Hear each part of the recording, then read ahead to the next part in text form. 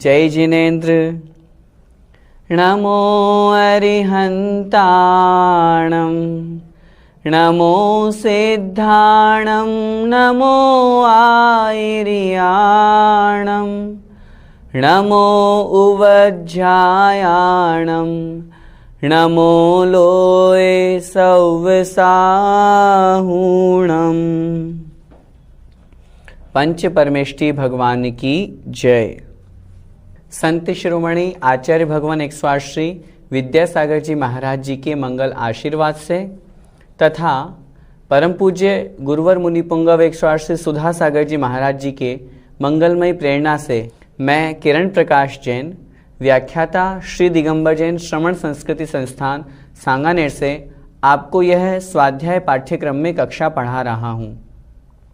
श्रवण संस्कृति स्वाध्याय पाठ्यक्रम के अंतर्गत हम प्रथम वर्ष का कोर्स पढ़ रहे हैं, जिसमें सिद्धांत प्रवेशिका 1 पूरी पढ़ने के पश्चात सिद्धांत प्रवेशिका भाग 2 चल रहा है। इसमें आज की कक्षा में हम पाठ 14 पढ़ेंगे।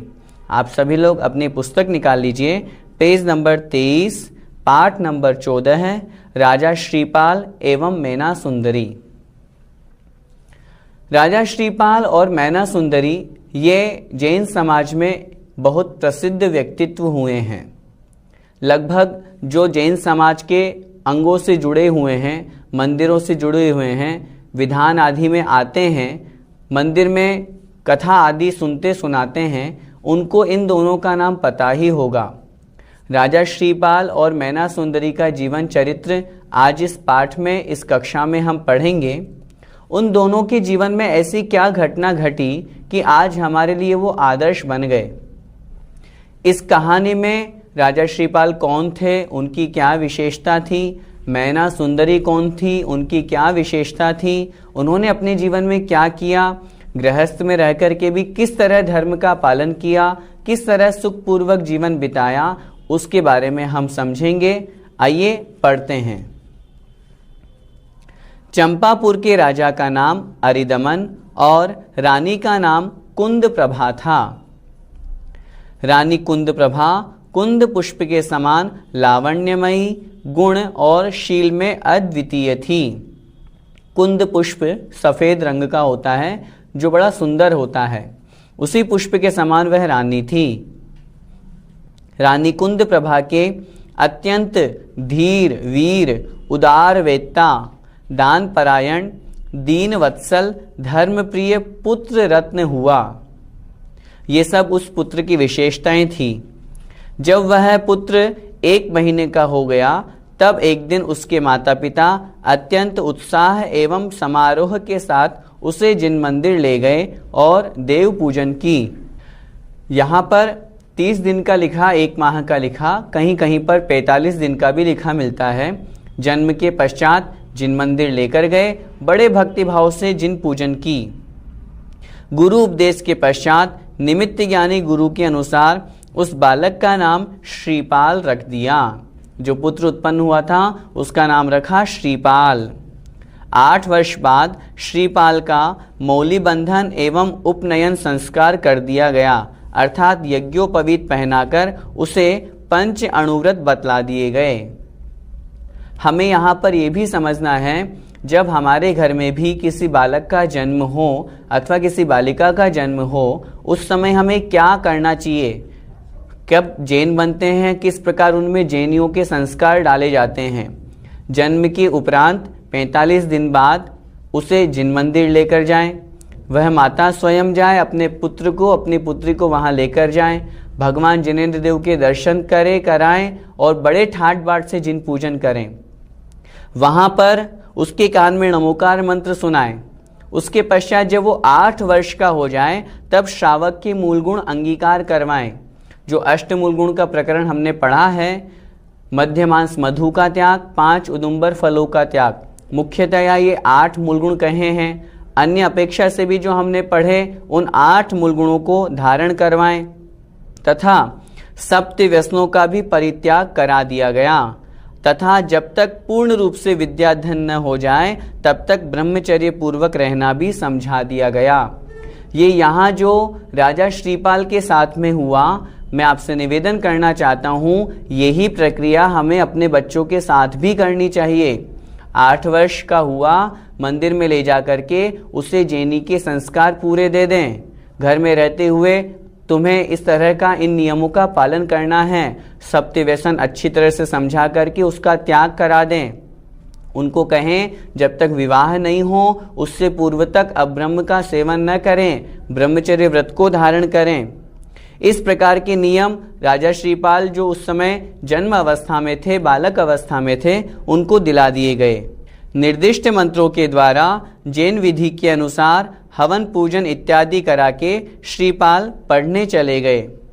वहाँ श्रीपाल छंद, व्याकरण, गणित, सामुद्रिक, रसायन, संगीत, ज्योतिष, धनुर्विद्या, शास्त्र विद्या, जल में तैरना, आयुर्वेद, वाहन संचालन, नृत्य आदि विद्या तथा कलाओं में निपुण हो गए। जब पढ़ने गए सारी विद्याएं, सारे कलाओं में वो पारंगत हो गए और आगम अध्यात्म विद्याओं का अध्ययन पूर्ण करने के बाद पुनः चंपापुर अपने घर वापस आ गए। पिता ने श्रीपाल का अतुल विद्वत्ता एवं पराक्रम, अद्वितीय न्यायपरायणता एवं संपूर्ण गुणों से संपन्न होने के कारण राज्य तिलक कर दिया। राज्य संचालन में दत्तचित्त कामदेव के समान सुंदर श्रीपाल को एवं अन्य 700 वीरों को अचानक एक साथ महाभयानक कुष्ठ रोग हो गया, जिससे इन लोगों का शरीर गलने लगा एवं खून बहने लगा। जब कुष्ठ रोग हो जाता है तो शरीर में जगह जगह दाग हो जाते हैं, खून पीप निकलने लगता है। अचानक से पाप कर्म का उदय आया। श्रीपाल और इनके साथ में जो 700 वीर योद्धा कार्य कर रहे थे, राज्य का संचालन कर रहे थे, उनको यह कुष्ठ रोग हो जाता है। इन लोगों की दयनीय दशा को देखकर प्रजाजन अत्यंत क्षुब्ध एवं दुखी रहने लगे। इतने अच्छे न्यायप्रिय राजा के संबंध में जब ये समाचार सुने और देखा कि हमारे राजा को इस तरह का कष्ट हो गया है, तो सब लोगों को बड़ा कष्ट हुआ। जब रोग की दुर्गंध के कारण वातावरण बिगड़ने लगा, तब वीर दमन चाचा जी के कहने पर श्रीपाल 700 वीरों के साथ नगर से बाहर दूर उद्यान में जाकर निवास करने लगे। उन्होंने सोचा यदि मैं यहाँ रहूँगा तो मुझे तो कोढ़ हुआ ही है, मेरे निमित्त से प्रजाजनों को और कष्ट हो रहा है और अन्य लोगों को न हो जाए, या वो मुझे देख भी रहे हैं, दुर्गंध भी आ रही है तो कष्ट हो रहा है। वो अपने प्रजाजनों के कष्ट को देख करके स्वयं वहाँ से निकले और निकल करके नगर के बाहर उद्यान में रहने लगे। मालवा देश में एक उज्जैनी नामक ऐश्वर्यपूर्ण नगरी थी, जिसके राजा का नाम पुहपाल था। उसकी अनेक रानियां थीं। उनमें से पद्म रानी के गर्भ से सुरसुंदरी एवं मैना सुंदरी नाम की 2 पुत्रियां उत्पन्न हुई। उनमें से सुरसुंदरी रूपवती के साथ साथ सांसारिक विषय भोगों में आसक्त रहती थी।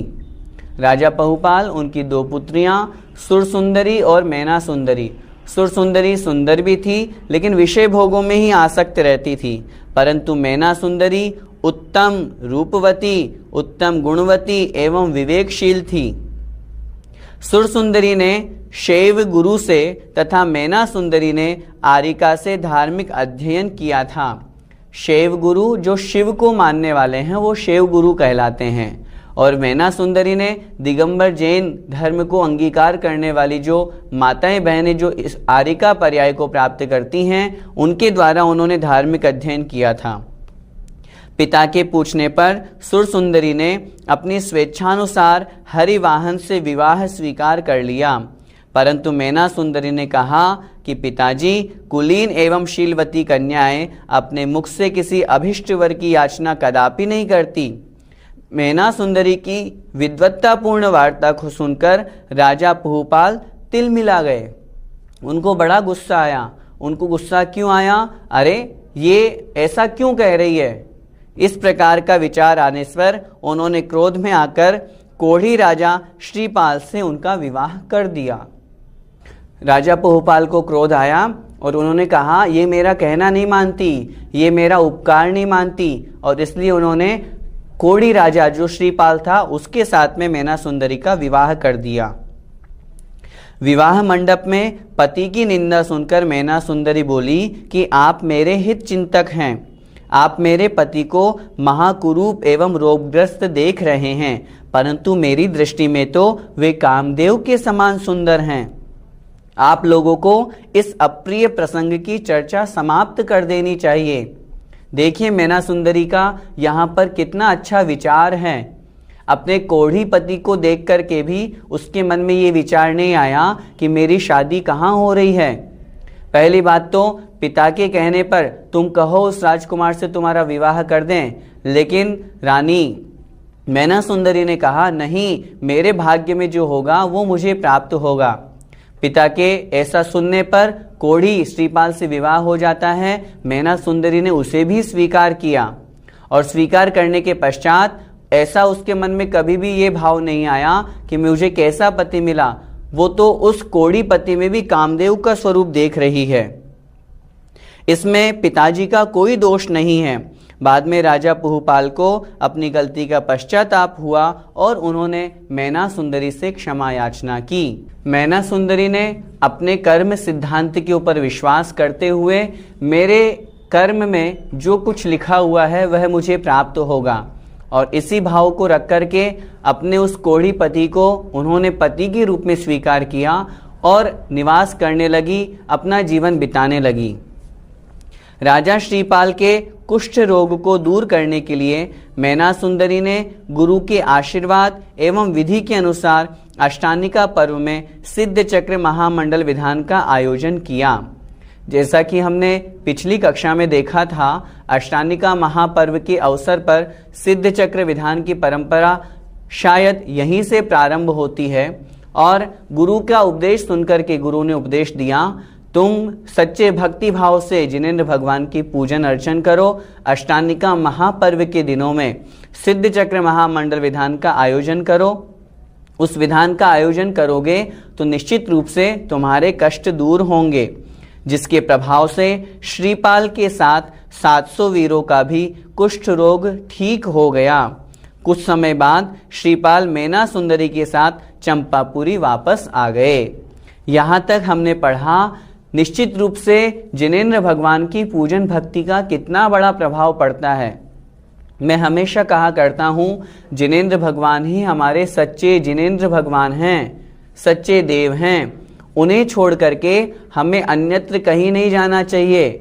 जब हमें परम सौभाग्य से ऐसे वीतरागी जिनेंद्र भगवान मिले हैं, तो हम व्यर्थ में ही अन्य कुदेवी देवताओं में क्यों भटकते रहते हैं? वहां जाने की क्या आवश्यकता है? देखिए ना, कितना बड़ा चमत्कार हुआ। जो कोढ़ी पति था, कोढ़ी पति के साथ में जो 700 उसके जो साथी थे वो भी कोढ़ी थे, लेकिन जिनेंद्र भगवान की भक्ति का कितना बड़ा प्रभाव हुआ। सिद्ध चक्र महामंडल विधान का कितना बड़ा प्रभाव हुआ। जिनेंद्र भगवान की भक्ति की, और अष्टानिका महापर्व के शुभ शाश्वत पर्व के दिनों में जब यह भक्ति की गई, तो श्रीपाल के साथ में अन्य सारे वीरों का, 700 समस्त योद्धाओं का वह कुष्ठ रोग दूर हो गया। भगवान जिनेंद्र देव की भक्ति का ऐसा ही प्रभाव होता है। विचार करें, जब सच्चे मन से की गई भक्ति कुष्ठ रोग को दूर कर सकती है, तो क्या हमारे और आपके संकटों को दूर नहीं कर सकती? निश्चित रूप से करेगी। बस आवश्यकता है अपने अंदर सच्चा दृढ़ विश्वास जगाने की।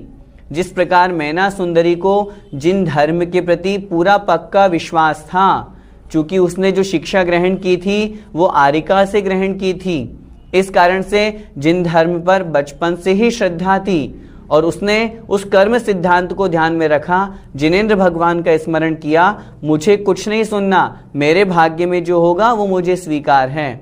ऐसी भावना रख करके श्रीपाल के साथ भी विवाह हो गया।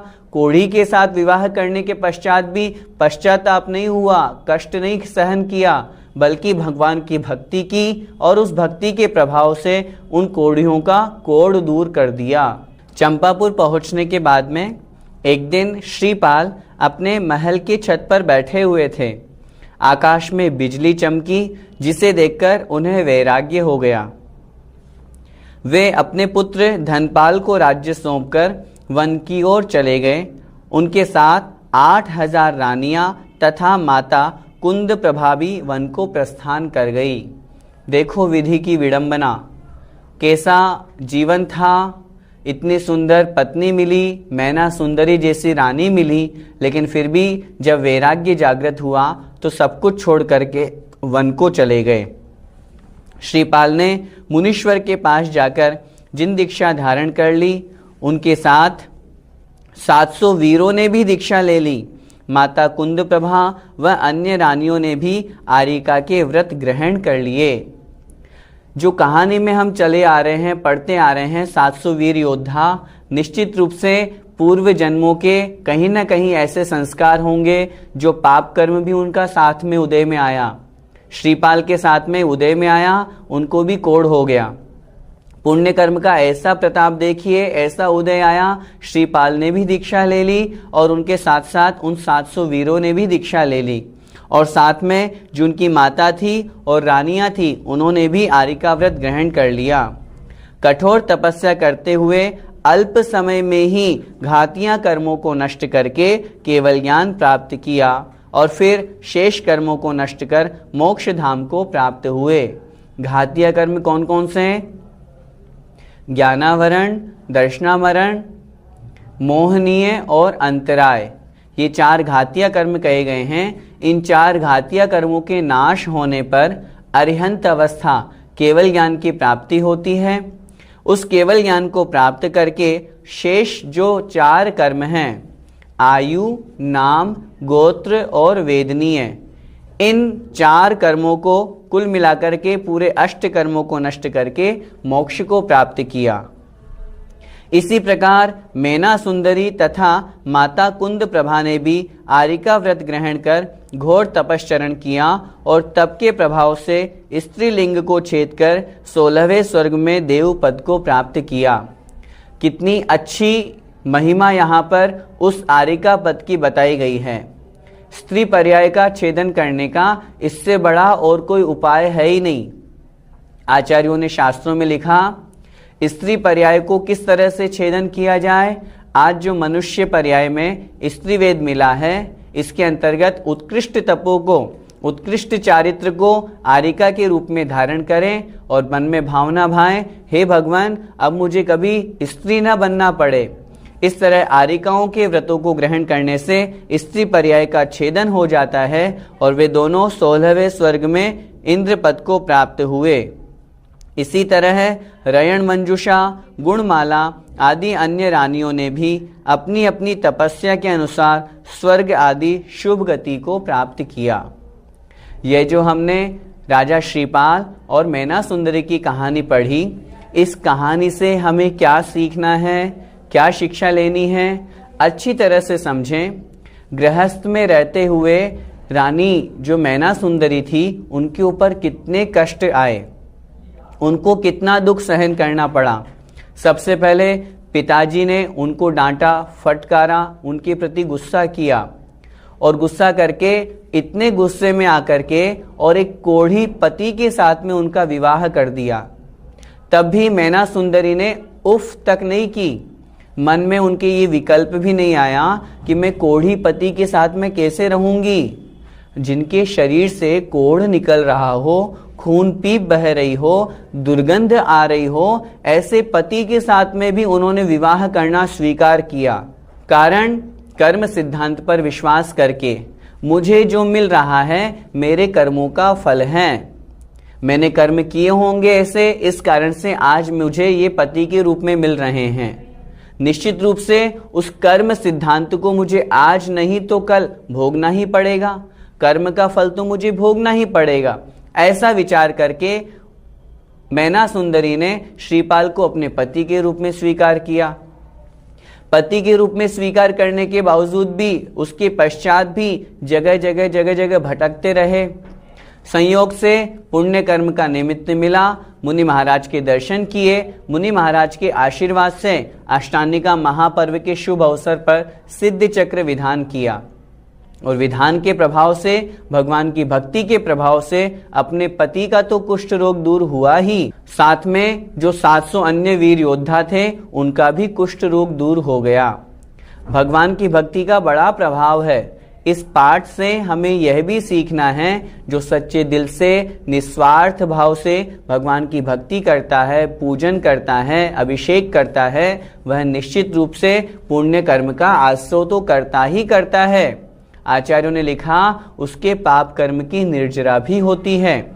इसलिए हमें प्रतिदिन जिनेंद्र भगवान का अभिषेक पूर्वक पूजन करना ही चाहिए। जो पुरुष पर्याय में हैं बड़े सौभाग्यशाली हैं, आज पुरुष पर्याय को प्राप्त हुए हैं। हमें प्रतिदिन जिनेंद्र भगवान का अभिषेक पूर्वक पूजन करना चाहिए। जो स्त्री पर्याय में माताएं बहनें हैं वो भगवान के प्रति भावना भाएं, भगवान मैं आज तो आपके अभिषेक करने योग्य नहीं हूँ, लेकिन मैं आपके समक्ष प्रार्थना करती हूँ मेरी इस पर्याय का आप छेदन करें और मुझे इंद्र पद बने, देव पद मिले अथवा पुरुष पर्याय मिले, जिससे मैं आपके चरणों का स्पर्श करके आपका अभिषेक कर सकूं। और इस भावना के साथ में भगवान जिनेंद्र देव की प्रतिदिन पूजन करें। यदि ऐसा करेंगे तो हमारे जीवन में भी पुण्य का आश्रय होगा और जो हमारे दुख संकट हैं उनका निवारण होगा। धीरे धीरे इस प्रकार श्रावक के व्रतों को ग्रहण करके, जिस प्रकार मैना सुंदरी ने और श्रीपाल ने अपने जीवन का लक्ष्य जो मुनि और आरिका का बनाया था, हम भी अपने जीवन का लक्ष्य वैसा ही बनाएं। यही मान करके चले हमारा अंत में समाधि पूर्वक मरण हो। पुरुष लोग सोचें जिनेंद्र भगवान के चरणों में, गुरु के चरणों में मुनि अवस्था को धारण करके हम अंत में इस शरीर को छोड़ें। माताएं बहनें सोचे मुझे अपने इस मनुष्य पर्याय को सफल करना है तो आरिका व्रतों को ग्रहण करके फिर इस शरीर को छोड़ना है। आज नहीं तो कल निश्चित रूप से यदि हम इस तरह मुनि आरिका पद को ग्रहण करके मरण को प्राप्त करेंगे तो निश्चित रूप से मोक्ष पद को एक न एक दिन प्राप्त करेंगे ही करेंगे। और जब तक गृहस्थ में हैं तब तक शांत भाव से सभी दुखों को सहन करते रहें। अरे जितने कष्ट मैना सुंदरी पे आए उतने में से कुछ भी नहीं है हमारे और आपके कष्ट, तो ये तो बहुत छोटे मोटे हैं, हम इन्हीं में घबरा जाते हैं। नहीं, हमें उन्हें शांत भाव से सहन करना चाहिए, कर्म सिद्धांत को समझना चाहिए। कर्म हमने किए, फल हमें भोगने पड़ेंगे, ऐसा विचार करके शांत भाव से कर्मों को सहन करेंगे तो जिसके निमित्त से हमें गुस्सा आ रहा है वो क्रोध नहीं आएगा और नवीन कर्म नहीं बंधेगा। यदि ऐसा विचार करेंगे तो हमारा यह जीवन शांति पूर्वक, सुख पूर्वक भगवान की भक्ति में लगेगा। और निश्चित रूप से जब हम पुण्य कर्म का आश्रय करेंगे तो पाप कर्मों की निर्जरा होगी और हम मोक्ष मार्ग की ओर अग्रसर होंगे। हम सभी उस मार्ग पर चलें, इसी मंगलमय भावना के साथ। सादर जय जिनेंद्र।